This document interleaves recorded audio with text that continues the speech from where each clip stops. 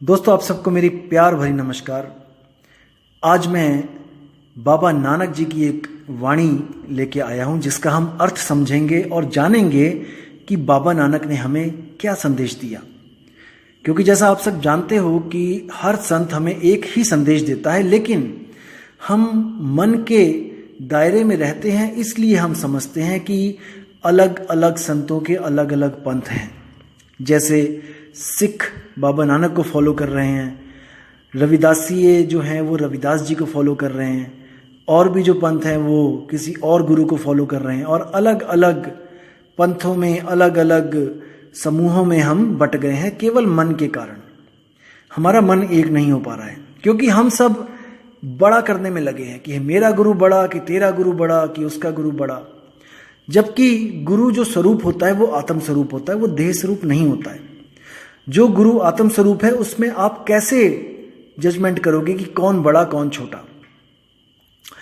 जैसे पानी ग्लास में हो, चाहे घड़े में हो, चाहे जग में हो, चाहे कटोरी में हो, पानी में आप कैसे उसको अलग कर सकते हो। पानी में तो फॉर्मूला है पानी का H2O, 2 मॉलिक्यूल हाइड्रोजन के और 1 ऑक्सीजन का। आप उसको कभी भी अलग नहीं कर सकते।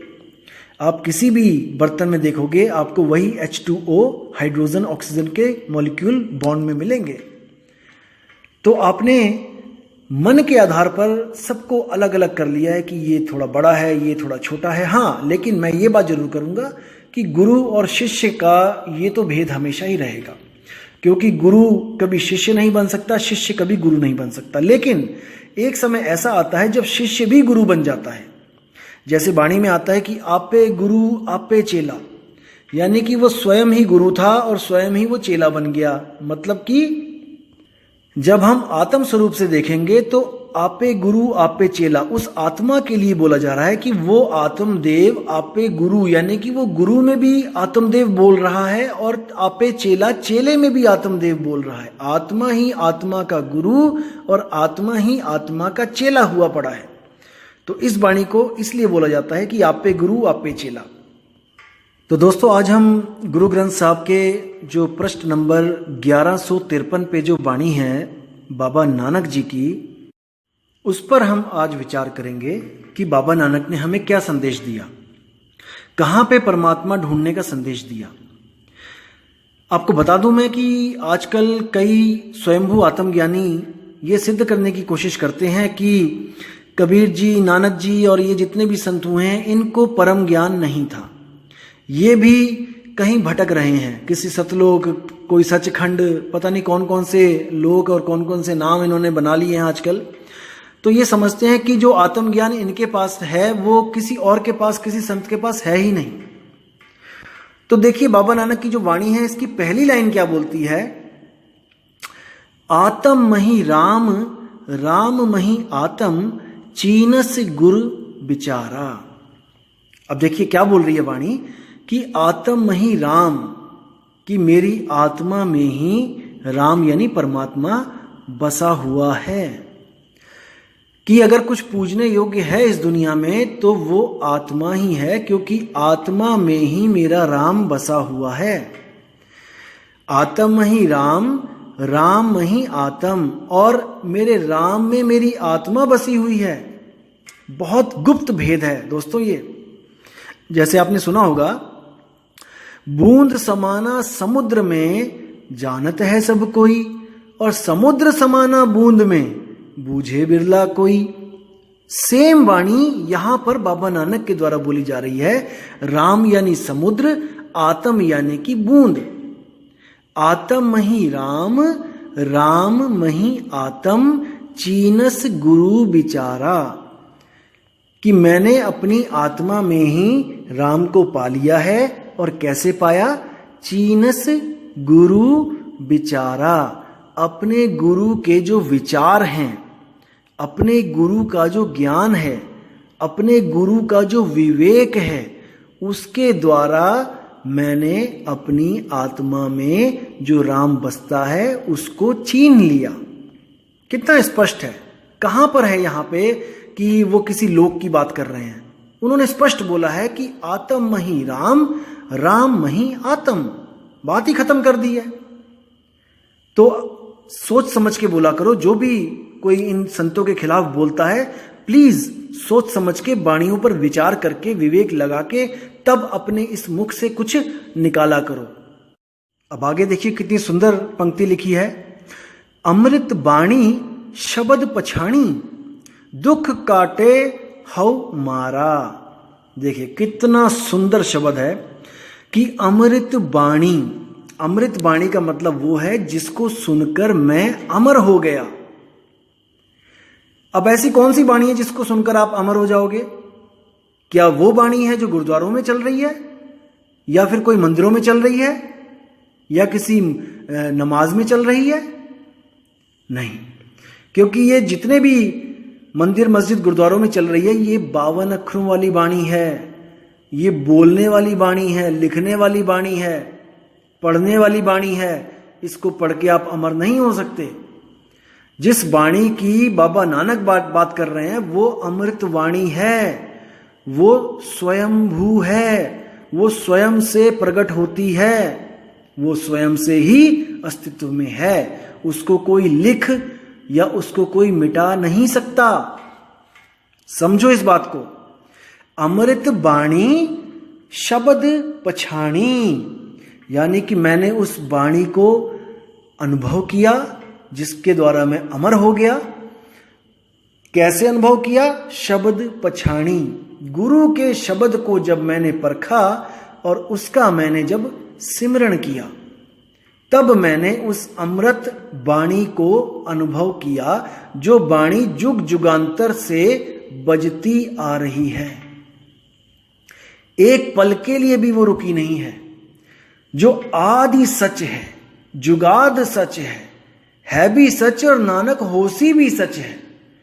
उस वाणी को मैंने गुरु के द्वारा जब शब्द दिया गया, जो शब्द लिखने बोलने पढ़ने में नहीं आता, तब मैंने जब उसका सिमरण किया।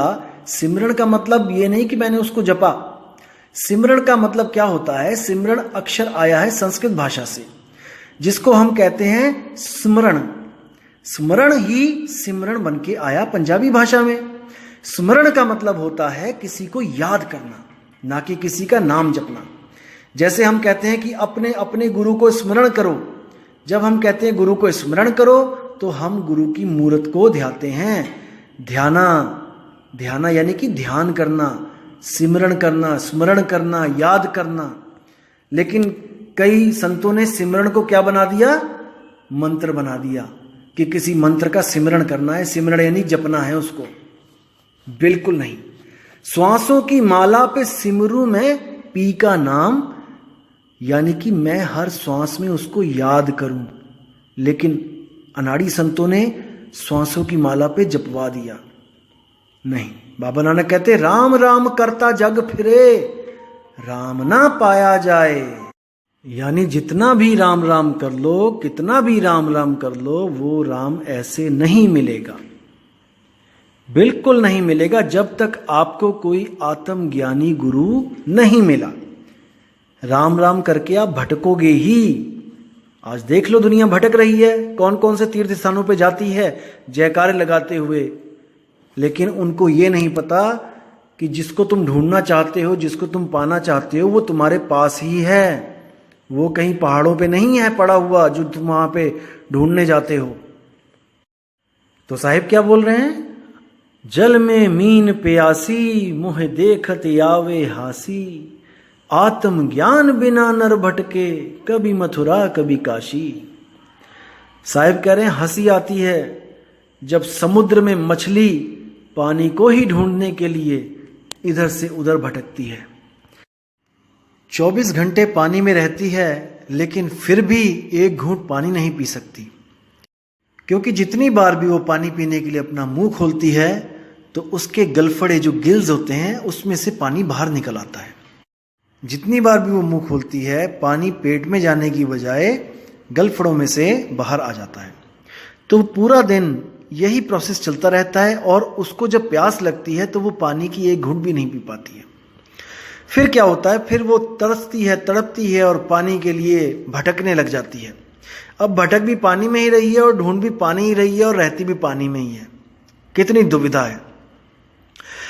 तो भटकते भटकते भटकते जब उसकी ऐसी हालत हो जाती है कि वो बेहोश होने वाली हो जाती है, जैसे आपने देखा होगा कि तालाब में जो मछलियां मरी होती हैं वो पानी के ऊपर एक ही जगह एक ही लेवल पे ऐसे पड़ी होती हैं उल्टी बिल्कुल। तो बेहोश हो चाहे मरे, मछली हमेशा उल्टी हो जाती है। तो जब बेहोशी वाली हालत उसकी होने वाली होती है, बेहोश जस्ट होने ही वाली होती है, तो वो मछली उल्टी हो जाती है। और जैसी वो मछली उल्टी होती है तब उसके मुंह में जो पानी आता है वो सीधे उसके पेट में जाता है। उसके पेट में जैसे ही जाता है वो फिर चेतन हो जाती है, फिर उसको होश आता है और वो फिर ढूंढने लग जाती है कि ये पानी आखिर कहाँ से मुझे प्राप्ति हुई पानी की। कहने का मतलब एक जुगती के द्वारा उसको पानी प्राप्त होता है। वो जुगती क्या है? उलटने के कारण। इसी तरह कबीर साहब ने मछली को सूरत कह के बताया यहां पर कि जो सूरत है वो उलट नहीं रही है। किसी गुरु के द्वारा, भेदी गुरु के द्वारा सूरत को उलटने का भेद प्राप्त हो जाए तो ये सूरत वापस उसी शब्द में उलट जाएगी जहां से ये जुदा हुई थी।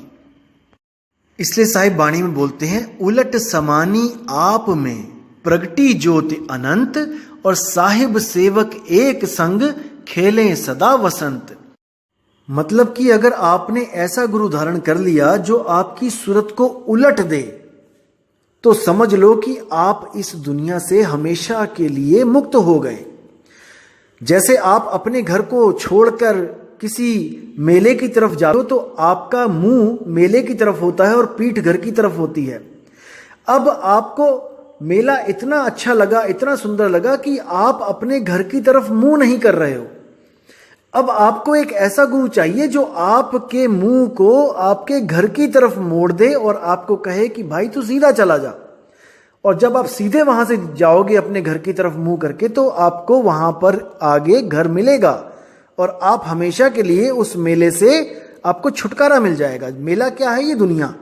और घर क्या है? वो शब्द। और हम कौन है? वो सूरत। सूरत शब्द से निकली और इस संसार में फंस गई। अब इस संसार से निकले और उस शब्द में वापस जाए तभी बात बनेगी।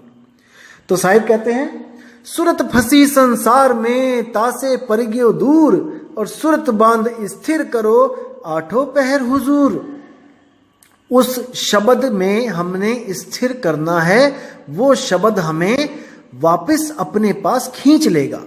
याद रखना दोस्तों, ये जब शब्द है सार शब्द, ये खींचता है, इसके पास खींचने की शक्ति है। बाबा नानक ने भी एक जगह बोला, तोरी न टूटे छोरी न छूटे, ऐसी माधो खींच तनी, मऊ लालन स्यों प्रीत बनी। और साहिब ने भी बोला, लोह चुंबक की प्रीत ज्यों लोह को लेती उठाए, ऐसा शब्द कबीर का और काल से लेत छुड़ाए। तो साहिब का जो शब्द है वो खींचता है, और जब वो खींचता है तो आपको कोई भी रोक नहीं सकता। आगे नानक साहब कहते हैं, नानक हऊ में रोग बुरे, जह देखा तह एका वेदन, आपे खसमे शब्द तुरे। मतलब कि मैं जहां पर भी देखता हूं हर जगह ईगो, अहंकार ही अहंकार दिखता है। कोई गुरु इस वक्त सत्य और असत्य को परखना भी नहीं चाहता। क्यों? क्योंकि हजारों की भीड़ उनके पीछे लगी है।